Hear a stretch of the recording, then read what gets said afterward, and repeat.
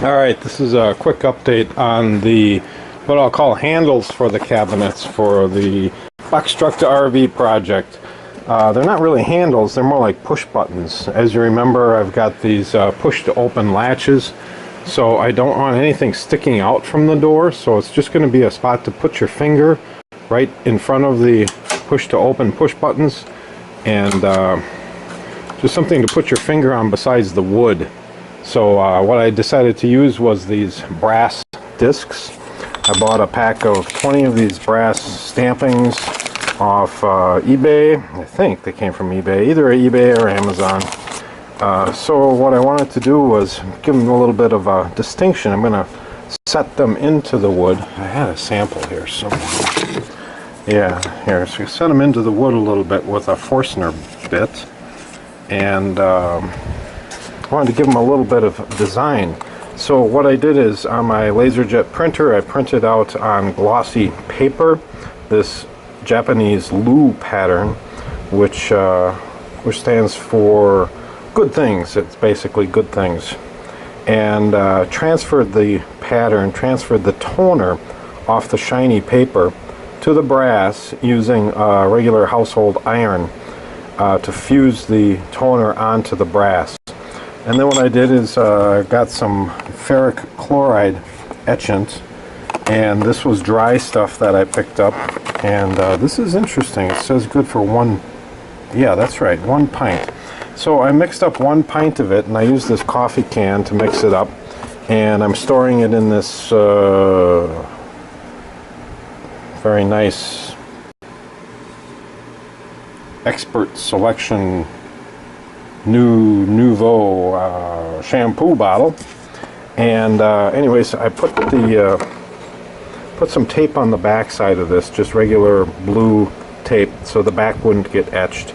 And I went around the edge of it with a pen, Sharpie, but it seems like the edge got a little bit etched as well. And I put it in here upside down. I tried to float it a little bit so it wasn't just sitting on the bottom. And at one point I just had it at a little bit of an angle with a stick kind of propping it up. And I agitated it a little bit every few minutes, and I let it sit in here for 20 minutes. And when it came out, you can clearly see that it etched away the copper where there was no toner. And if you could feel it like I'm feeling it, you'd really feel that it's etched fairly deeply. I have no idea if you can see this or not, but I'm trying to zoom in as best I can. And you can see it's you know, the design's really rough, and that's the toner transfer method. I'm thinking I might want to do like a vinyl sign cutter and cut out this pattern on in vinyl. I think I get much clearer, sharper, crisper edges. I'm not quite sure, but maybe I'll just leave this with a little bit of a rough look to it. So next step is then where it's been etched down, I want that to be black because the hinges are black, and I want this to tie into the hinges. And then the real shiny part here, I want to stay shiny. Nice shiny brass. I think it'll be a nice contrast to the black behind it, and I think it'll just add a little bit of interest to the whole project. I got the toner off using a little bit of acetone and a good old toothbrush here, and the toner just cleaned right off of here and cleaned up really nicely. So I think what I'm going to do is spray paint the whole thing black, kind of a shiny gloss black, and then get some maybe 400 or 800 grit paper on a piece of glass so it's really flat.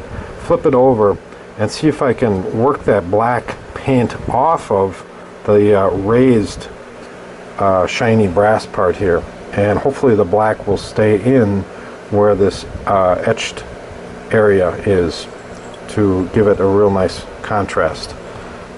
So we're going to see what happens, and then the final step is, of course, I have to attach it. And right now the plan again is to get some black epoxy. They have this, in fact I have some over here, I think. I'll show you.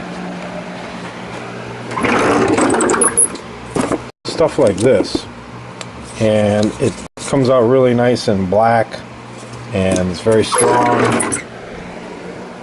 And the reason it's important that it's black is because these holes on this 35mm bit that I have are just a little bit bigger than the brass disc. So I think I'm going to have to center it and leave that black epoxy ring around the perimeter, and hopefully clean it up nicely so that you can see that black ring, and it'll actually add to the whole look of it and hold it in place. So that's the plan. We're gonna see how it goes. Until next time. Alright, welcome back to my highly produced and finely polished videos on turning a box truck into an RV. Working on the cabinetry, and where we left off was these brass discs that are going to be kind of push buttons for the push to open latches. Where we left off, it was just etched, and what I did is I took some black Krylon paint. I love Krylon paint. I love YouTube too, you know, you learn so much on YouTube. So I used this black gloss paint, and I sprayed the entire disc, and then what I did is I took the disc and I put it on, got a piece of glass here. It's from actually from an old light fixture, and I've got some 800 grit paper, and I put it right under running water. I put it right in the laundry tub. And I took the disc and I flipped it over like this, and I rubbed it around until the paint came off the raised area, and the paint stayed in the etched area, and it came out pretty good, you know. It's not perfect, but it came out pretty good. So I'm going to, again, drill a hole here to recess this and epoxy it in, and I think it's going to go nicely with these black hinges. One thing I do notice, though, is that the gloss paint is a little bit glossy compared to the much more matte finish on these hinges. So I think when I redo this, I'm going to try it again with some matte spray paint. This is just a test. This is just a prototype to see how it's all going to work out. But I kind of like the look of it. I think this is going to work out fairly nicely. That's it for now.